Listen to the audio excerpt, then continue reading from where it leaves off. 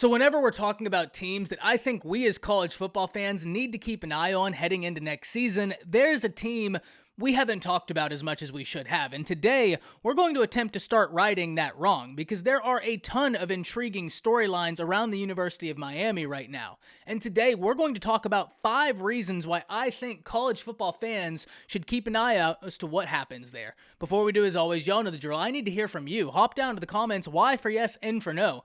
Do you believe that Miami will be able to make moves in the ACC this upcoming season? And let me know what you're thinking. If you are new to the channel, be sure to subscribe. Hit that bell notification as I do constant college football content. You don't want to miss any of it. And if you enjoyed the content, like and comment down below. Those interactions may seem small, but they truly are massively impactful to content creators such as myself. But having said all of that, let's jump into this list. And of course, we need to start at the top, where that pick was quite easy for me, and it's Mario Cristobal. Because Mario Cristobal is a great head coach. We know this, but whenever he gets to come home to Miami, of course, he's going to be having a vested interest in making sure Miami becomes the institution that the fan base hopes it can become. And yes, Mario Cristobal is a great head coach. We already said that, but he is an elite recruiter. And that should excite a fan base. Look, anytime you can point to your head coach and have complete faith in their X's and O's, that's awesome. But anytime you can couple that with complete faith that they're going to be able to go out and hit the trail and land you the players you need, that's going to generate a ton of excitement, especially in a state such as Florida. Because I've talked about this before. Whenever we look at the 24/7 Sports top 300 players in the nation, a disproportionate amount of those players are located in one of 2 states. And if we look at it holistically, 107 of the top 300 players are located either in the state of Texas or in the state of Florida. Florida containing 57 of those prospects. So if you are Mario Cristobal, you get to come back to Miami, you're an elite recruiter, and you've got a ton of talent near you that you can work with.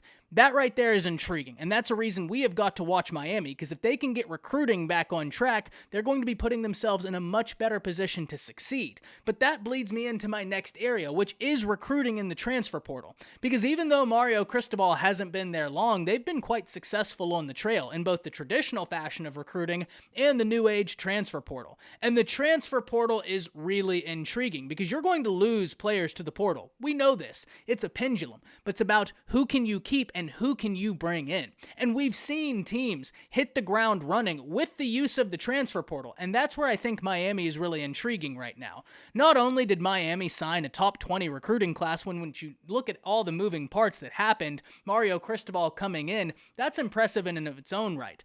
But they also signed a top 10 class in transfer portal acquisitions, and that is where I think Miami fans are really going to be hanging their hat. And that's not to say they don't have guys out the recruiting class that I think we need to keep an eye on. Cyrus Moss is an absolute dude, and he looks to be an early contributor if I had to imagine. Jaleel Skinner is someone who is a one-time commit to the Alabama Crimson Tide and will provide an instant mismatch at the tight end position. He's got an incredibly high ceiling, and Miami fans were over the moon when they got him a part of this class, and deservedly so. So there are players in your recruiting class we can point to. Not just those 2, but just that those 2 prove my point. But that doesn't diminish the importance of what you got out of the transfer portal, because a lot of those guys are going to be able to step in and help your team instantly, both on offense and on defense, and especially defensively. That's where Miami needed to make these strides. And with new defensive coordinator Kevin Steele, having those pieces that may have some collegiate experience to work with, that puts them in a much more conducive place for success moving forward.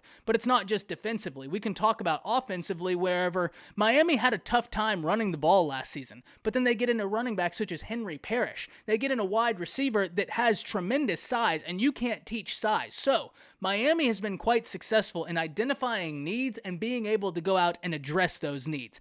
That's how you can start building a foundation you've got a ton of faith in.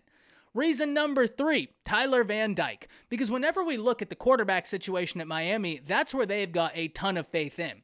Even though Tyler Van Dyke didn't start as the starting quarterback for Miami last season, he more than made up for it in what he was able to do once he got the opportunity, in which case, this is a player we need to keep our eyes on. I don't care whether you like Miami or whether you dislike Miami, Tyler Van Dyke is a quarterback in the nation we need to watch this upcoming season because he's got a tremendous upside. So whenever you get to return a quarterback that has some starting experience, you love your chances, especially when you look around the ACC, and we're going to talk more more about that. But inevitably, at the end of the day, you have a quarterback who may not have the weapons he had last season, and we're going to talk about replacing the wide receivers for Miami, in which case we can look at Xavier Restrepo, who was able to build some chemistry with Tyler Van Dyke both last season and through the spring. That's a name I think Miami fans think is poised for a big season, and I would tend to agree. But if they can get that relationship good, if they can make sure that they have the receiving talent there, and if they can make sure that the running game improves off of last season, that's going to put Tyler Van Dyke in a position to succeed, because last season he already had a successful season, and they did that without a consistent running game.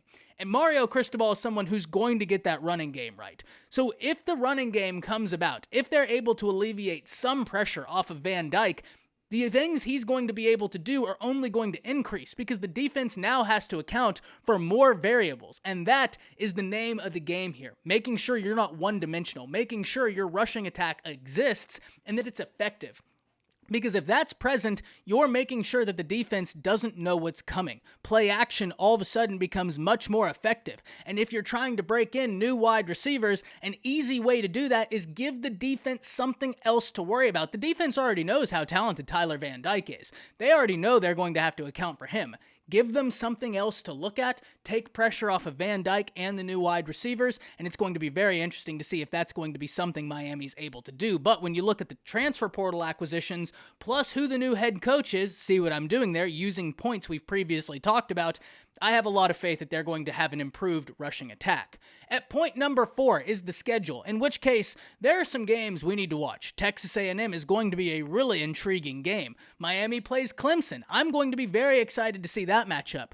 But outside of those few games, Miami has a very favorable schedule, and I think they're going to be able to hit the ground running, take advantage of some of the easier matchups to build up their team chemistry, and by the end of the year, this could be a really intriguing team to watch. So the schedule allows them to grow. The schedule allows them to figure some things out, and by the back end, be the team they would like to be. And because of that, I think their schedule gives them a unique position in the ACC this upcoming year. And finally, we need to talk about just that, the state of the ACC.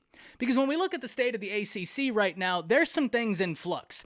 Pitt has to try and replace their quarterback who lit it up last season, and they look to be replacing their number 1 wide receiver who just won the Biletnikoff. That's not going to be an easy feat on top of trying to replace their offensive coordinator. So we have a lot of questions for Pitt right now. Clemson did not have the season they wanted, and we're going to be watching Clemson wondering whether or not they're going to be able to get back on track. Now, Clemson has got a ton of talent on that team, but we now have to see what Dabo is going to do without Brent Venables, without Todd Bates, and how he goes about replacing those names, because those are not small losses. We also have to wonder what the quarterback play is going to look like for Clemson, because DJU has got a ton of upside. He's a very talented prospect, being a former 5-star prospect coming out of high school. But last season was not the season he was looking for, and that's going to look to improve if Clemson needs to be the team they want to be, and they should be under Dabo Swinney. So whenever we look at this from a top-down approach, the ACC is ripe for the taking right now. Tyler Van Dyke is going to be considered one of the premier players not only in all of college football, but certainly in the ACC. And there are intriguing quarterbacks to watch. I'm going to be interested to see how Brennan Armstrong builds on last season. I'm going to be interested to see how Sam Hartman continues to improve. But if we're naming those 2 names, we'd be remiss if we didn't also name Tyler Van Dyke going into his 2nd year starting, because the kid's got a lot of upside, and he's got a head coach now that I think is going to put him in a position to be successful. And so when we look at this, those are the 5 reasons I think we need to watch Miami. We're talking about the head coach. We're talking about what they've been able to do both in terms of recruiting and transfer portal acquisitions. They return a quarterback that the eyes of the college football world should be watching. They have a favorable schedule. They have some tough matchups, but a schedule that it really allows them to grow throughout the year and become the team they would like. And finally, the ACC is in a state of flux. We talk about the state of the Big 12. We talk about the state of the Pac-12. But the ACC is prime for the taking. There's a shifting landscape in college football right now, and Clemson can hold on to their grasp of the ACC. Dabo Swinney's still there, and it's a very talented program. But with that shifted landscape comes new opportunities. And with Mario Cristobal making his debut as the head coach of Miami, he's going to look to take advantage of these new opportunities. So I can't wait to see this upcoming season. Football couldn't come quick enough, but I'm really interested in hearing from y'all as well. Let me know what you're thinking about Miami this upcoming season. That's it. See ya.